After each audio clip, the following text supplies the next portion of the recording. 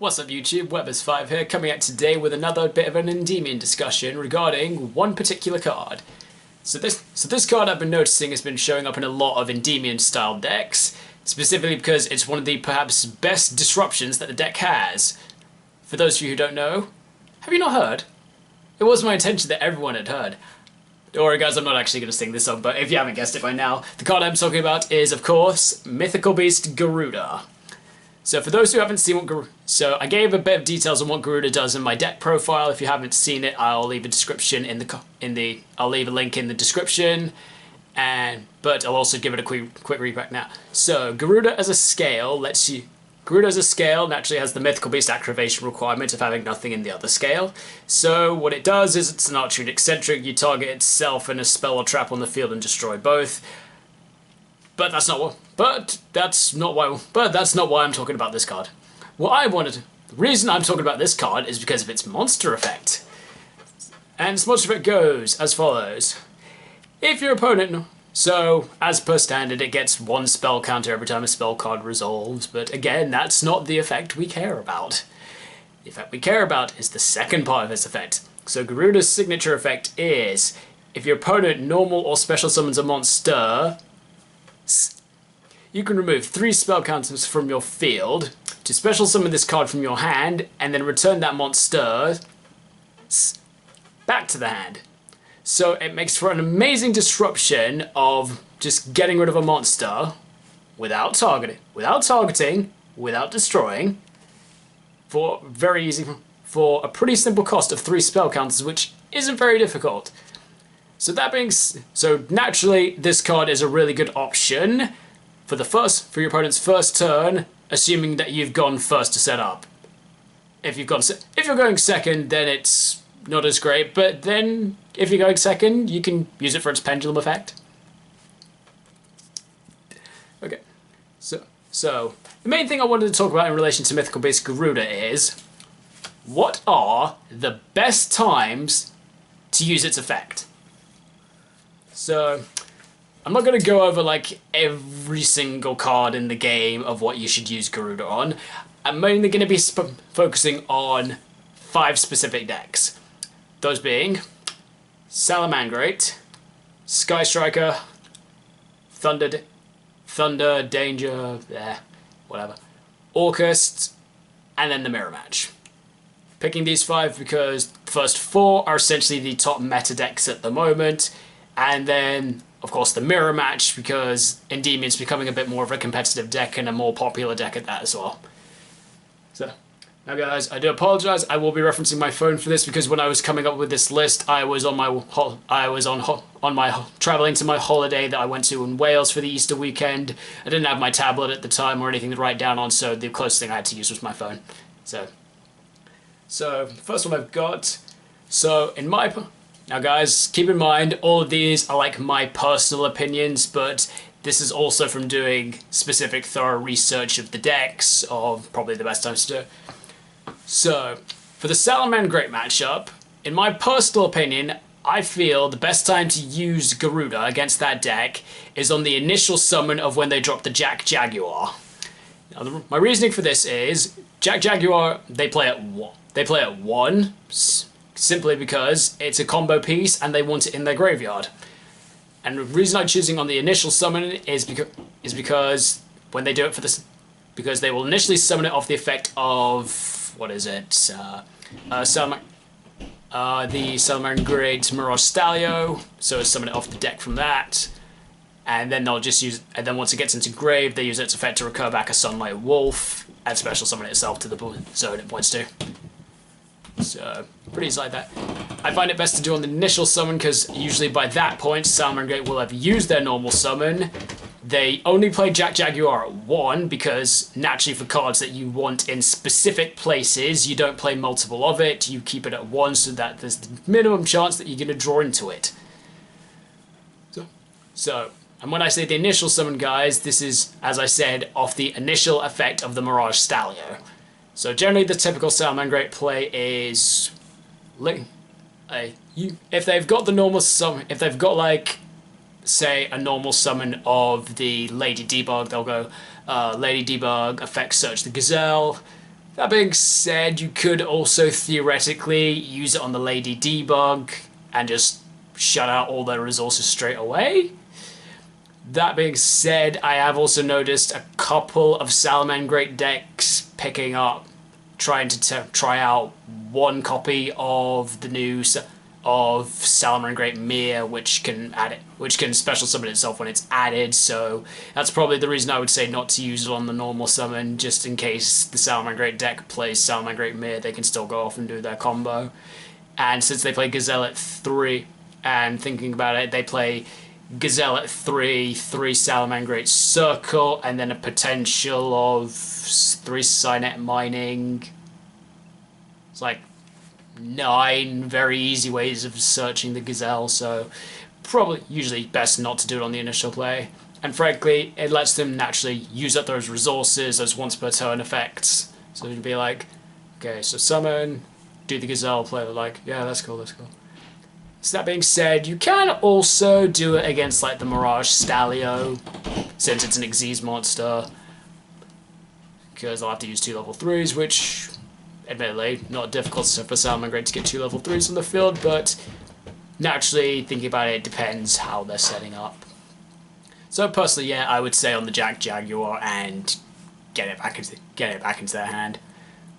But again, you'd be setting up with the Garuda after you're gone first, so, and keep in mind you're gonna have, if you've gone first, you've probably got other methods. You've probably got other methods on the field that you can disrupt. So you've probably got other methods to disrupt. So you could also, so against like the against the initial effect of Mirage Stallion, if you've got a Jackal King, you're probably going to use it on that and then try and save the Garuda for something else. But again, Salamangreat's a difficult matchup to pick when to do it, but personally I would say against the Jaguar, and then just kind of stop their link plays from extending too much further, because if they say get the best thing of summon Lady Debug, effect search, link it up into Baylinks, effect a Gazelle in hand to special summon, then do the spinny combo, special, res spinny, make Mirage Stallion, detach, summon Jaguar. At that point, you can do, that is probably the best time to just go effect Garuda, bounce the Jaguar. The only things I've now got left on the field are the Baylinks and the Mirage Stallion. So essentially, the best they're going to do from that is link into a Sunlight Wolf, then potentially reincarnate the Sunlight Wolf. But it's not going to do much if they don't have anything to summon it to its zone, which is probably my suggestion of why it's the best choice to do it. But again, Salamangreat, lots of good options of what you can use it against. So just naturally pick it based on your situation and what other disruption resources you have available.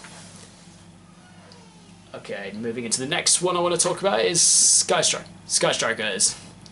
So for the Sky Striker matchup, naturally ignoring the going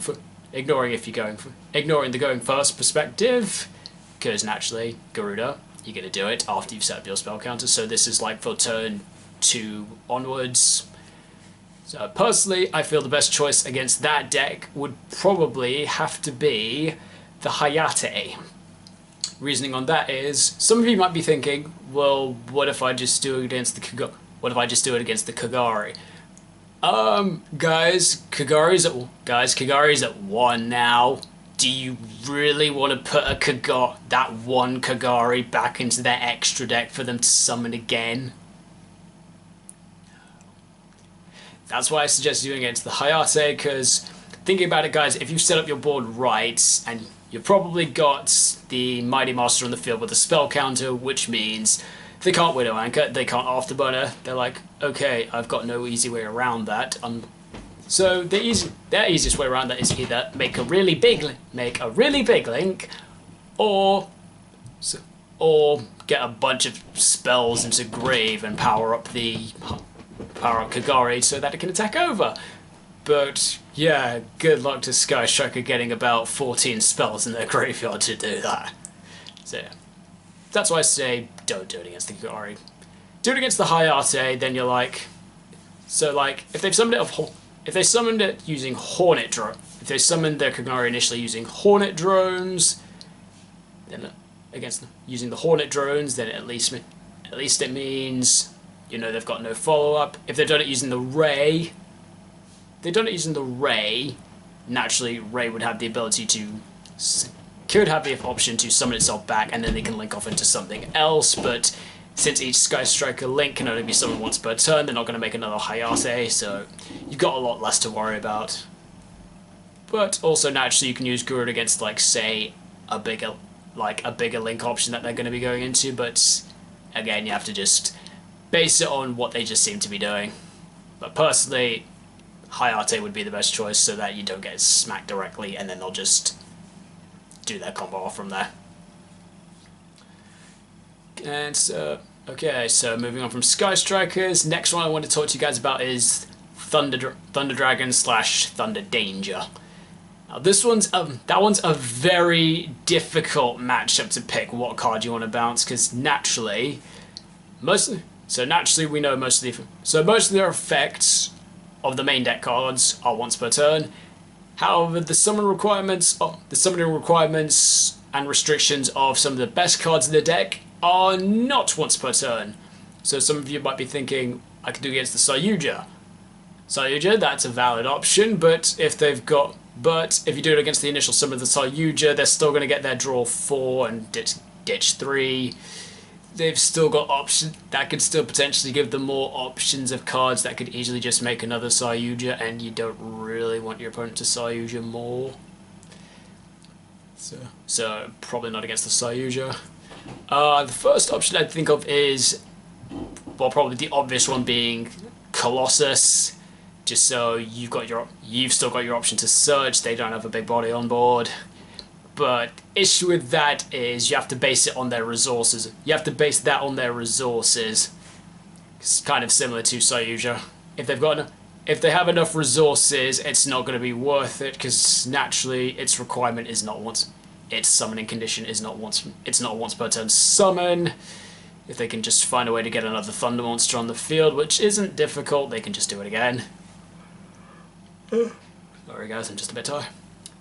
And let's see, other good options. If they're playing like the pure version, which doesn't come up too frequently anymore, I'd probably personally say against some summoner, just so they don't like fully extend off. Yes, summoner's restrictions is not once per turn as well, but for 2 monsters to summon in pure Thunder Dragons, that's a bit difficult, so that causes some bit of problems.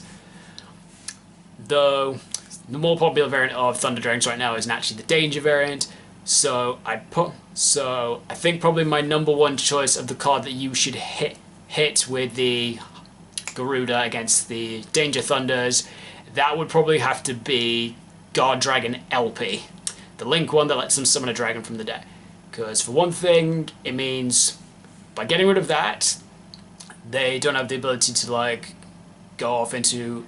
For one thing, they won't be able to do an Argapane play by bouncing it. Or if they're just doing the very simple option of summoning Goliath straight from the deck, you don't get locked out with Goliath. And LP does have a summon restriction of once per turn, so you get rid of that one LP that they summon, they're like, oh god, I can't do my Guard Dragon thing now, I'm just gonna have to sit. So the best they can do is just sit behind a couple of Colossus, which is kind of still a problem, but it's not ideal for them, and it's not completely impossible to get over. So yeah, personally, I'd say Guard Dragon LP, or if you want to just see or if you've got an idea of what they're going to summon first, which sometimes it's a Diablos, depending on what resources they've got, you could just be like, okay, yeah, summon the LP, summon the dragon. And from there, they'll probably just be like, link the Yugioh and my dragon into Argapane, and then Argapane's a good shot, as well. And as the added bonus, because they've still got the LP on their field, they're still restricted into summoning dragons, which is pretty much going to end Thunder Dragon's turn. That's pretty much going to end Thunder Dragon's turn. So yeah, for that situation, like, if you can see that they've got the right resources, like, usually they're going to have the resources, so I'd probably say do it against the LP or the Argopane. Just kind of depends on what you anticipate they're playing. Like, if you're familiar with the player and what they do, then probably against the Argopane. If you're not really too sure and you're feeling a bit cautious, maybe probably just do it straight. Maybe just do it straight against the LP. And then moving on to that's probably personally my best ones would probably be the Guard Dragon for the Thunder Dragon matchup. Okay, and then let's go into talking about the Orcas matchup, which is becoming a lot more popular now with the recent added support. Also means it's playing a bit better as a pure variant as well, which I've seen which is quite interesting. But still also working well as a very broken engine for making things like Bardich. Bardich naturally being a pretty decent target for Garuda. Why do I keep forgetting his name? But Bardich, again, some restriction isn't once per turn, but for the resources that they'll use to make it. But after they've made it, they're in a pretty difficult position, so the best, you can be like, effective Garuda, bounce the Bardich. They've used up their resources for their link. The probably best thing that they can do from there is banish that Orcus that lets them summon an Orcus from the grave to bring back Galatea and then turn it into a Dingirsu. Dingirsu's okay, but I haven't really seen too much on what Dingirsu. But one option is against the Bardich play, which is a shout. Though personally, my opinion for the resources they have to make, I would probably just say to do it against the Galatea. So if you do it against the initial summon of Galatea, like the best they're gonna have at that point is the Orcus Nightmare Engraved, which they will banish, mill something, and then to banish to mill something. But by that point, they don't. Orcus Galatea's some restrictions once per turn, but by that point, they're in a bit more of a difficult position to get more resources on the field. So definitely against the Galatea in the Orcas matchup. And it has to be like the initial Galatea. Do not give them a chance to do against the initial Galatea because of Dingirsu and also the Orcus, which lets them red stuff.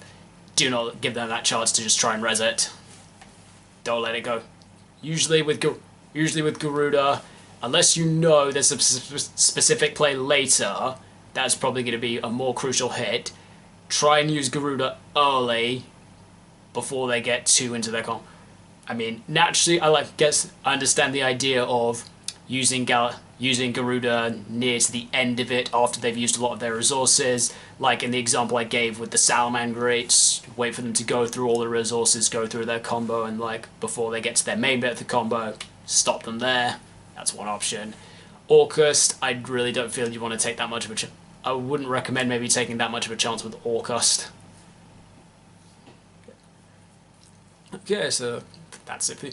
Now, and finally, talking about the best Garuda targets for the mirror matchup, I can think of various situations for the mirror matchup. So if it's like a pure variant similar to mine, I'd probably say do it against the Servant of Endymion play. Though, naturally, keep in mind, if they choose to use Servant to special summon Jackal King, which is not unlikely, they're probably just going to negate you straight off, so... Naturally, if you want to do it against the Servant play, just, see what they're going into first before you make the decision. If they go into the Jackal King, don't bother. And bye-bye. But by that point, if they've gone into the Jackal King, you've lost the window of opportunity. Because generally, they'll probably try and keep the Jackal King on board so they've got a way to out future hand traps. But, however, on the off chance that they're going to be stupid and link off the Jackal King and the Servant into an Electrum, then you can just do it against the Electrum. then you can do it against the Electrum and stop them going off from there. However, if you do it against that, you naturally have to keep in mind Magister of Endymion, whose effect would let them bring one back from the extra deck. Bring one back from the extra deck, and then they can do the Electromite again. So yeah. So yeah. In that matchup, you can do against the Servant, but naturally, watch out for the Jackal King. You can do it against the Summon of Electrum, but keep in mind of things like Magister. If you do it against the Magister, that's a pretty solid. Doing against the Magister, that's a pretty solid option. But again, watch out if they choose to summon Jackal King. So, in my personal opinion, and again, probably one of the best times you can use it in the mirror matchup is against their initial Pendulum Summon. Okay. So if they do it for a Pendulum Summon, and if by that point they've used up the Jackal King, it's in their extra deck, they're probably going to be Pendulum Summoning with minimum spell counters on their field, so they wouldn't really be able to stop you at that point. So, naturally, to sum it up for the mirror matchup, there's lots of good opportunities you can use Garuda, but naturally you do always have to watch out for the potential of a Jackal King. So most of them are really good.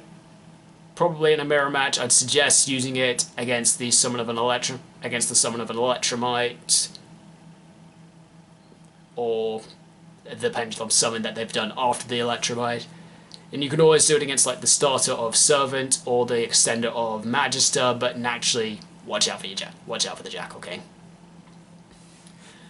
And those are pretty much the main matchups I can think of. I did want to give a recommendation of a Burning Abyss matchup, since Burning Abyss naturally got that new Link monster, but for one thing, I haven't had any Burning Abyss players at my local, so I don't really know what's the best card to hit.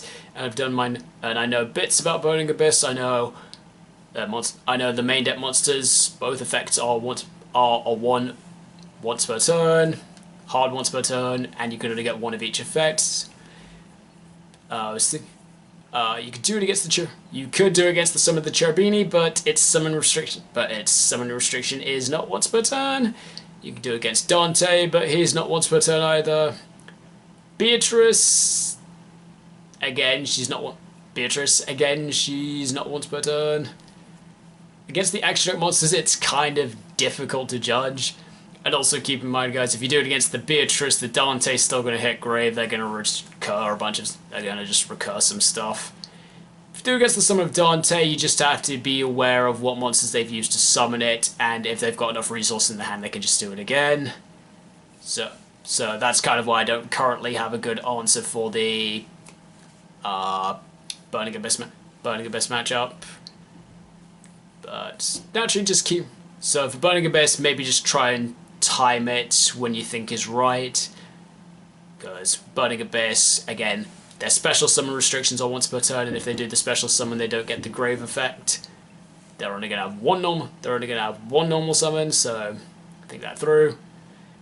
Admittedly, I'd probably say if they do a normal summon of a Burning Abyss, depending on what it is, maybe try.